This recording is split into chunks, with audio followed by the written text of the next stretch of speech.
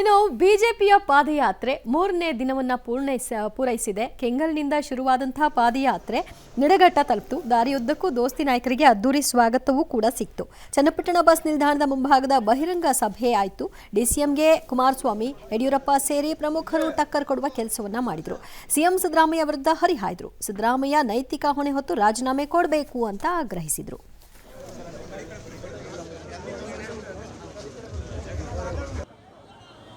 ಈ ರಾಜ್ಯದ ಮುಖ್ಯಮಂತ್ರಿ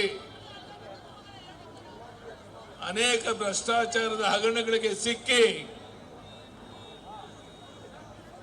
ಉಸಿರು ಕಟ್ಟುವಂತಹ ಒಂದು ವಾತಾವರಣ ಈ ರಾಜ್ಯದಲ್ಲಿ ಮೂಡಿರಬೇಕಾದ್ರೆ ಇಂಥ ಒಂದು ಸಂದರ್ಭದಲ್ಲಿ ಮುಖ್ಯಮಂತ್ರಿ ಸಿದ್ದರಾಮಯ್ಯನವರು ಗೌರವಯುತವಾಗಿ ರಾಜೀನಾಮೆ ಕೊಡಬೇಕು ಅಂತೇಳಿ ಈ ಸಹಸ್ರಾರು ಸಂಖ್ಯೆ ಜೊತೆಗೆ ಪಾದಯಾತ್ರೆ ಮೂಲಕ ಇವತ್ತಿನಿಗೆ ಬಂದು ತಲುಪಿದ್ದೇವೆ.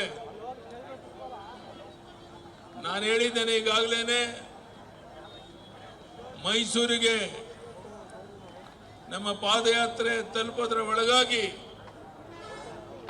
ಈ ರಾಜ್ಯದ ಮುಖ್ಯಮಂತ್ರಿ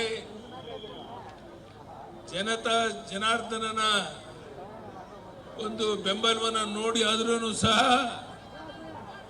ಅವರು ಮುಖ್ಯಮಂತ್ರಿ ಸ್ಥಾನಕ್ಕೆ ರಾಜೀನಾಮೆ ನೀಡಬೇಕು